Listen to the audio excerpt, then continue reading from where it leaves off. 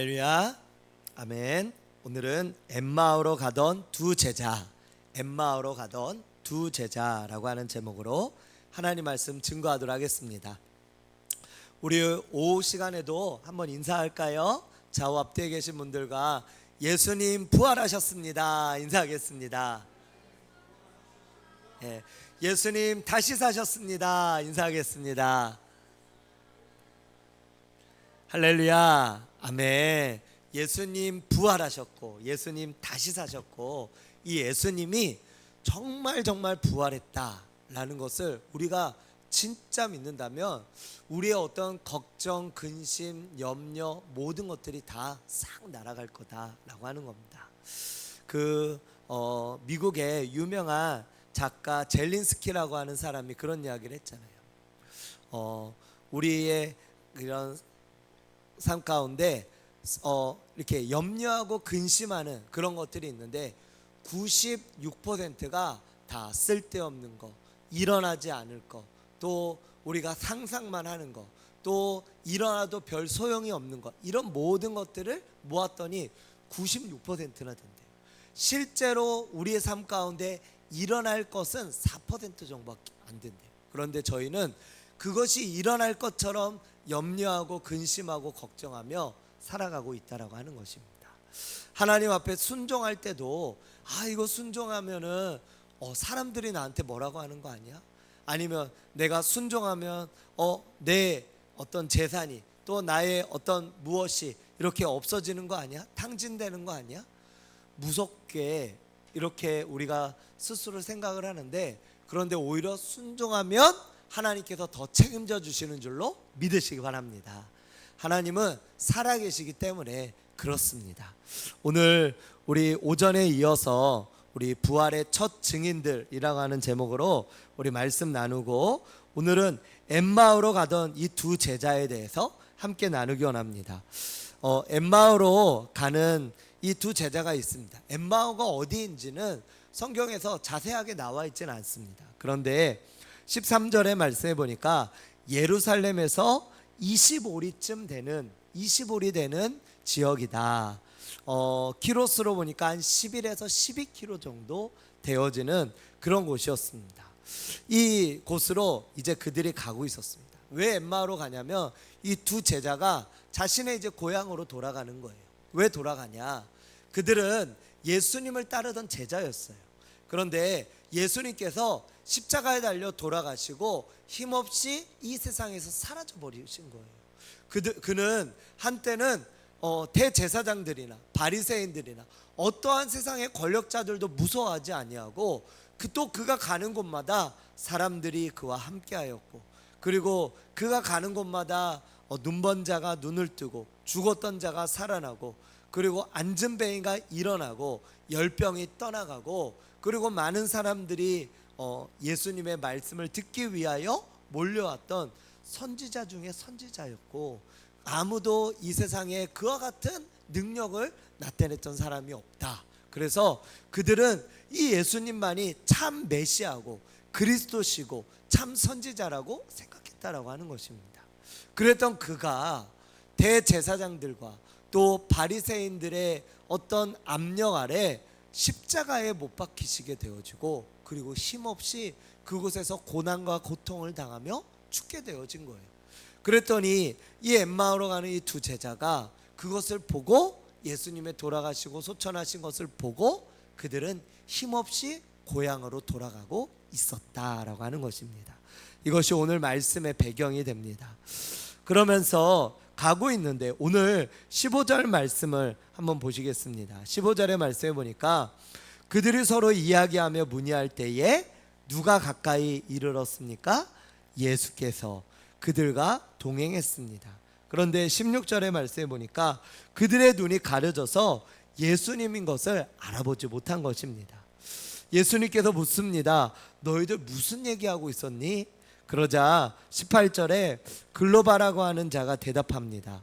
아니, 당신은 예루살렘에 있었으면서도 그와 같은 일을 알지 못했어? 19절에 나사렛 예수의 일인데 그는 하나님과 모든 백성 앞에서 말과 일에 능하신 선지자였으나 그가 십자가에 못 안고 그리고 죽었다. 그러면서 21절에 우리는 그 사람이 이스라엘을 속량할 자라고 우리는 믿었지만 그런데 이 일이 사흘째고 아무 일도 일어나지 않는 그런 모습이 있었다라고 하는 것입니다. 그러면서 그들이 또 들은 말은 그런데 어떤 여인들이 그가 부활했다, 다시 살아났다라고 하는 이야기를 그들이 행해서 자기들도 가봤는데 그런데 그 예수는 우리가 보지는 못했다. 그런 이야기를 이제 예수님께 쭉 설명을 한 겁니다. 예수님께서 그 얘기를 다 들으시고 25절부터 27절에 말씀해 보니까 이 미련하고 선지자들이 말한 모든 것을 마음에 더듬 있는 자여, 그리스도가 이런 고난을 받고 자기 영광에 들어가야 할 것을 몰랐냐. 27절 같이 한번 읽어보겠습니다. 27절을 읽겠습니다. 시작. 이에 모세와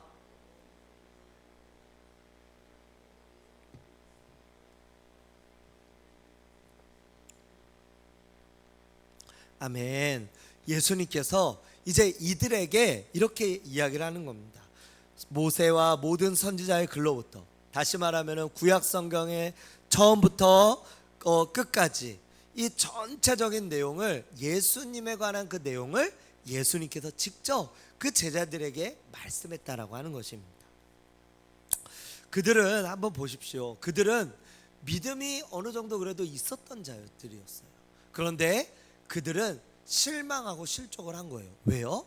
예수님이 온 세상을 구원할 구원자인 줄 알았는데 그가 힘없이 돌아가셨기 때문에 그래요. 그런데 그가 부활했다라고 하는 소식을 들었음에도 불구하고 그들은 예수님을 믿지 못한 거예요. 왜요?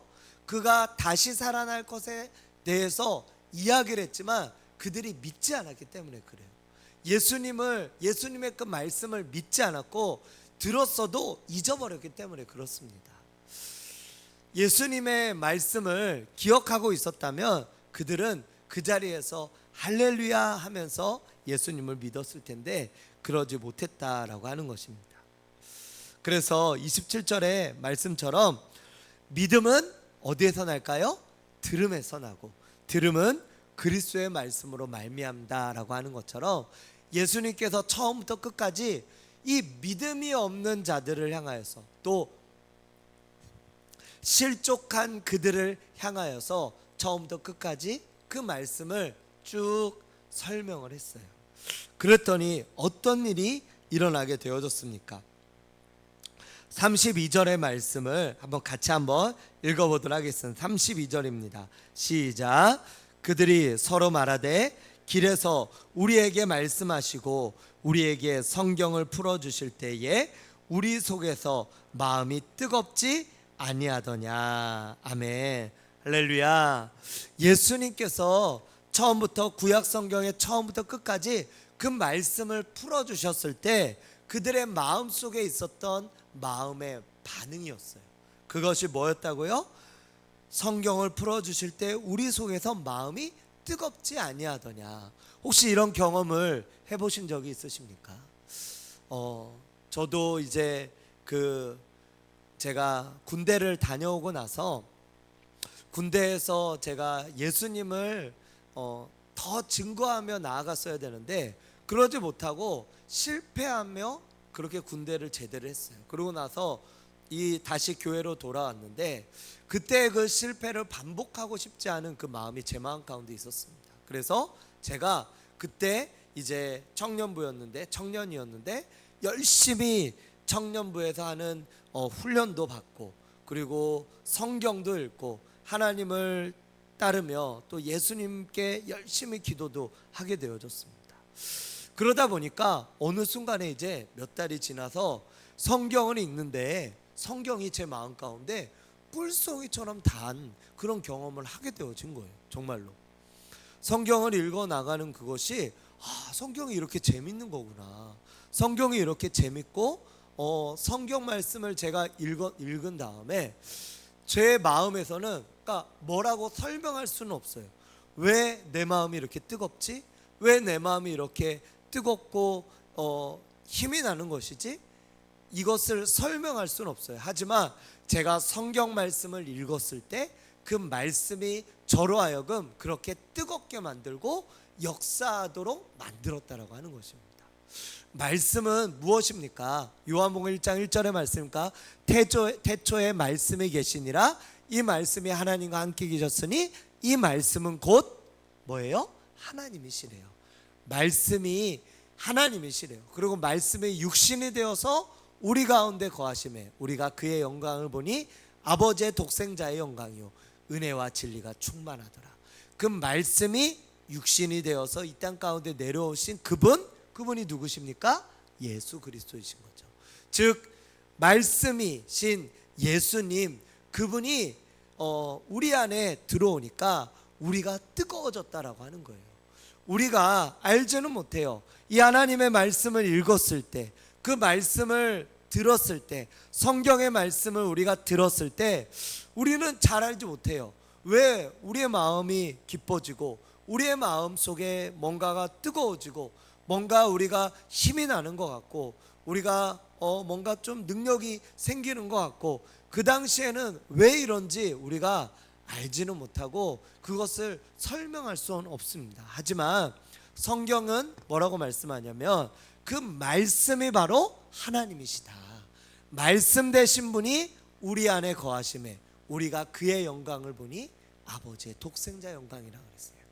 그 말씀 되신 그분이 우리 안에 거할 때 그 말씀이 능력이 되어져서 그 하나님께서 우리 안에서 능력으로 빛을 발한다라고 말씀하고 있어요. 요한복음 1장에 또한 보니까 그분이 이 땅 가운데 내려오셨는데 그분은 빛이라, 그분은 세상의 빛이라. 그런데 어둠이 빛을 알아보지 못했다라고 말씀하고 있어요. 즉 예수님께서 이 땅 가운데 내려오셨는데 그분은 빛이라고 말씀해요. 그 빛 대신 그분이 우리 안에 들어오게 되어진 거예요. 우리가 말씀을 읽죠, 또 말씀을 듣죠, 말씀을 암송하죠, 말씀을 묵상하죠, 말씀을 연구하죠. 이 말씀을 가까이 하면 빛 대신 그 예수 그리스도의 빛이 우리 안에 들어오게 되어진다라고 하는 거예요. 그러다 보니까 그 빛으로 말미암아 우리 안에는 어둠이었던 우리 안에 빛이 들어오면서 밝아지게 되어지는 거예요. 그리고 뜨거워지게 되어지는 거예요. 그러면서 우리가 힘을 얻게 되어지는 거예요. 마치 동력이 없던 어두컴컴한 마을 가운데 전기가 들어오면서 동력이 생기는 것처럼 그렇게 되어지는 것입니다. 정말로 제가 그래서 그 하나님 말씀을 이렇게 쭉 읽어 나갈 때 뭔가가 알지 못하는 그런 능력을 얻게 되어지는 거예요. 그리고 하나님의 말씀을 요한계시록 1장 3절에 보니까 읽는 자, 또 그 가운데 듣는 자, 그 가운데 기록한 것을 지키는 자는 복이 있다 그랬거든요. 읽고 또 듣고 또 그것을 지키는 자, 이렇게 되어질 때 그 말씀이 우리 안에 새겨지게 되어지면서 말씀의 능력으로 나아가게 되어진다라고 하는 것입니다.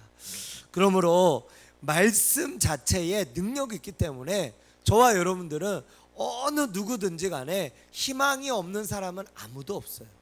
희망은 그러므로 어디서 오냐? 바로 예수 그리스도의 말씀에서 오는 줄로 믿으시기 바랍니다.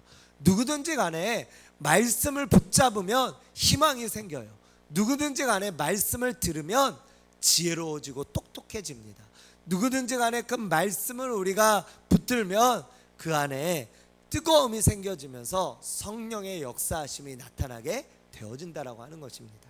저는 오늘 이 말씀을 묵상하고 바라보면서 저희가 개척교회잖아요. 개척교회. 근데 그러면서 제가 스스로 이렇게 생각이 들었어요. 희망이 있다. 희망이 있다. 또한 개척교회도 희망이 있고, 그리고 예수님을 믿는 사람들에게도 희망이 있고, 그리고 희망이 없던 사람들에게도 희망이 있다. 왜 그렇습니까? 하나님의 말씀은 뭐 부자 교회든 가난한 교회든 또 많은 성도들이 있는 교회든 또 적은 성도가 있는 비전 교회든 어느 곳이든 하나님의 말씀은 동일해요. 그러므로 그 말씀을 우리가 붙잡고 그 말씀을 붙잡고 승리하며 나아가면 그 말씀이 능력이 되어서 저와 여러분들로 하여금 말씀 가운데에서 이기고 승리하는 능력을 하나님께서 저희에게 부어 주시는 줄로 믿습니다. 이것은 뭐 성도가 많든 성도가 적든 또 부자든 가난하든 또 뭐 배경 지식이 많든 적든 상관이 없어요. 그냥 이 말씀을 붙들고 이 말씀을 의지하고 말씀을 승리하며 말씀 가운데로 나아가는 그런 사람이 되어질 때 그 말씀이 저와 여러분들을 뜨겁게 만들고 힘을 얻게 만들고 능력을 얻게 만들고 동력을 얻게 만들어서 희망을 가지고 나아갈 수 있는 역사를 이루는 줄로 믿으시기 바랍니다. 그러므로 하나님의 말씀을 묵상하고 또 읽고 또 그것을 지키고 순종하며 나아가는 그 사람은 희망이 있다라고 하는 겁니다. 희망이 있다. 어느 누구든 저 벼랑 끝에 있는 사람이든지 간에 오전에 제가 예수님이 부활하셨다 그랬잖아요. 그 부활하신 예수님께서 갈릴리로 먼저 가셨다 그랬잖아요. 많고 많은 지역들 가운데 왜 갈릴리로 가셨습니까? 실패했던 제자들, 그들에게 다시 사명을 고치시켜 주시기 위하여. 실패했던 그 제자들이 예수님께 다시금 부르심을 받았던 그 장소 가운데로 그들이 나아가서 다시금 뜨거움을 회복하게 하기 위하여 예수님께서 갈릴리에서 머물며 그들을 기다렸다라고 하는 것입니다. 저와 여러분들도 우리의 마음에 새로운 또 동력에 어쩌면 우리 마음에 꺼져 있는 그런 식어져 있는 우리 마음에 뜨거운 용광로와 같은 역사와 그 능력과 뜨거움을 장착해야 될 줄로 믿습니다. 그렇다면 어떻게 해야 됩니까? 하나님의 말씀이, 그 말씀을 듣고 읽고 묵상하고 연구하고 암송하며 나아갈 때 그 말씀이 저와 여러분들을 뜨겁게 만들고 샘솟게 만들고 살아있는 하나님의 사람들로 새롭게 만드는 줄로 믿습니다. 예수님의 제자들이 왜 그토록 넘어지고 그리고 그들이 예수님을 부인하고 배반하며 그렇게 또 뿔뿔이 흩어지게 되었습니까? 무엇 때문입니까? 결국은 그들이 말씀을 몰랐기 때문에 그래요. 예수님의 말씀을 기억하지 못했기 때문에 그렇습니다.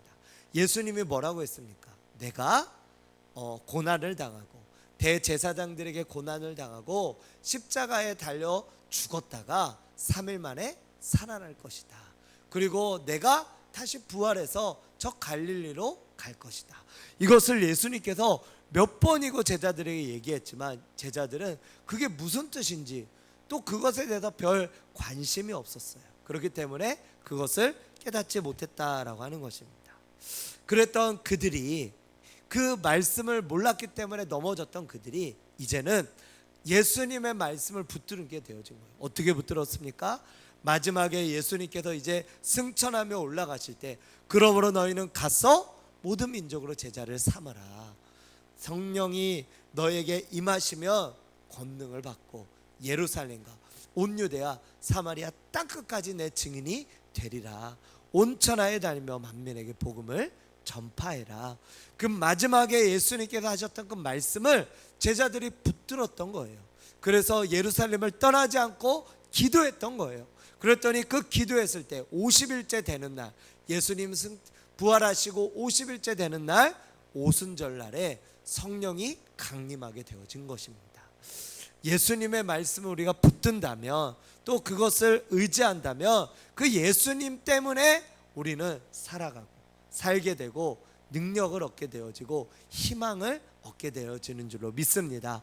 어떠한 실패의 인생도 어떠한 넘어져 있는 인생도 어떠한 그 모든 인생도 하나님 앞에서는 소망 없는 인생 전혀 없다라고 하는 것이에요. 그 갈릴리 저는 오전에 나눴던 그 말씀 속에서 어쩌면 그 갈릴리에 이렇게 예수님께서 기다리고 있는 그 모습이 어쩌면 저를 기다리고 있는 그런 마음이 들었어요. 그렇게 실패하고 넘어지고 또 다시금 일으켜 주시는 그 예수님, 그런 예수님, 제가 언제 어디서든지 주님께 달려가다가 또 넘어졌다가 다시 또 달려가는 그런 때가 저희에게는 반복적으로 일어나지 않겠습니까? 그럴 때마다 주님은 우리를 책망하지 아니하시고 갈릴리에서 계속 기다리시면서 저희로 하여금 다시 회복시키시고 다시 일어나게 하시고 실패를 넘어 회복으로, 그 회복을 넘어 사명으로 나아가는 하나님의 사람들이 되도록 저와 여러분들을 그렇게 이끌어 주시는 줄로 믿습니다. 그 예수님을 우리가 의지하며 나아가길 원합니다. 엠마오로 가는 이 두 제자는 그 예수님의 말씀을 듣고 힘을 얻게 되어진 것입니다. 그리고 그 다음에 어떠한 일이 일어났습니까? 33절에 보니까 곧 그때로 일어나 예루살렘에 돌아가 보니. 말씀을 들으면 힘을 얻는 거예요. 성령을 받으면 힘을 얻는 거예요. 우리가 말씀을 듣고 기도하면 힘을 얻게 되어집니다. 그러면 그때 다시 일어나는 거예요. 엘리야가 그 이세벨이라고 850대 1 그 하늘에서 불이 떨어지는 그러한 전투를 이겼는데 이세벨이 그를 죽인다라고 하는 그것에 이제 무서워서 저기 사막 한가운데 있는 로뎀나무로 도망가지 않았습니까? 그 도망갔던 그 엘리야가 거기서 하나님께 나는 열조보다 못합니다. 나를 죽여주시옵소서. 그랬던 엘리야에게 떡과 물병으로 먹이시고 까마를 통해 먹이시고 그러면서 엘리야가 기운을 차리고 그리고 하나님께서 그에게 말씀하시는 것들을 듣고 일어났을 때 그가 어떻게 했습니까? 40주야를 쉬지 않고 달려가서 호렙산에 이르게 되어집니다. 하나님의 산으로. 그가 기력이 쇠진하여서 넘어졌다가도 다시 하나님의 말씀이 그를 충전하고 새롭게 했을 때 그는 다시 일어나게 되어진 것입니다. 저와 여러분들도 일어나게 만드는, 저희를 일어나게 만드는 그것이 무엇입니까? 바로 하나님의 말씀이다 라고 하는 거예요. 그러므로 하나님의 말씀을 가까이 하시기를 주님의 이름으로 축원드립니다. 내일부터 뭐 한다고요? 저희 저녁에 성경 통독. 성경 통독 나오실 거죠? 나오실 거죠? 우리 성경 읽는 그 시간, 우리 개인적으로 저도 이렇게 하루가 얼마나 바쁜지, 아니 또 어떻게 보면 게으를 어서 또 성경을 많이 못 읽잖아요. 그런데 그런 시간들을 한번 좀 가지면서 같이 이렇게 좀 성경을 읽어 나가기 원합니다. 그런데 성경을 사실은 많이 읽질 못해요. 왜요? 우리가 한 30분 정도 이렇게 성경 읽고 그리고 나머지는 또 기도도 해야 되니까 그렇게 해서 한 1시간 정도 그 기도회를 그렇게 좀 하려고 합니다. 7시에 하면은 한 8시쯤 마치는 거예요. 그래서 성경을 읽고 기도하고 하면서 이 하나님의 말씀을 우리가 따라서 이렇게 어떻게 할 거냐면은 그 성경 읽어주는 그 어플을 통해서 이렇게 소리를 내면은 그것을 우리가 따라서 같이 내 입술로 읽는 거예요. 제가 그렇게 해보니까 입술로 이렇게 소리내서 읽을 때 은혜가 되더라고요. 히브리인들은 늘 소리내서 읽었어요. 소리내서. 그게 바로 히브리인들의 성경 읽는 방법입니다. 그래서 우리가 소리내서 성경을 읽어 나아갈 때, 그럴 때 내 뇌가 자극되어지고 다시 또 내가 듣게 되어지는 거예요. 말씀을. 그것이 내가 입술로 말하며 내 귀로 다시 들으며 내 뇌에 다시 저장이 되는 겁니다. 그래서 그 말씀이 은혜가 되어지면서 되어지는 거죠. 그래서 이 하나님의 말씀을 우리가 읽어 나아갈 때 그때 능력이 있고요. 오늘 이 말씀처럼 성경을 풀어주실 때 그 말씀을 선지자의 모든 길로 시작해서 예수님에 관한 모든 것을 자세히 설명한 것을 들었을 때 제자들이 살아났던 것처럼 우리도 성경을 읽을 때, 성경을 말씀을 들을 때 성경으로 우리가 연구하며 암송하며 묵상하며 나아갈 때 이 말씀이 능력이 되어서 저와 여러분들을 이끌며 나아가게 되는 줄로 믿습니다. 저와 여러분들 모두가 이제는 엠마오로 가는 이 두 제자와처럼 실망되고 그렇게 내려가는 인생으로 살아가는 우리의 모습이 되어줄 수가 있습니다. 오전에도 말씀드린 것처럼 죽지 못해서 오는 그런 분들이 우리 성도님들 가운데 많으시다고 들었어요. 저도 이렇게 예배자로서 예배 드릴 때 그런 마음으로 하나님께 예배 드렸던 적도 있습니다. 하나님은 우리를 이끄시고 인도하시는 분, 우리를 이끄시는 분이십니다.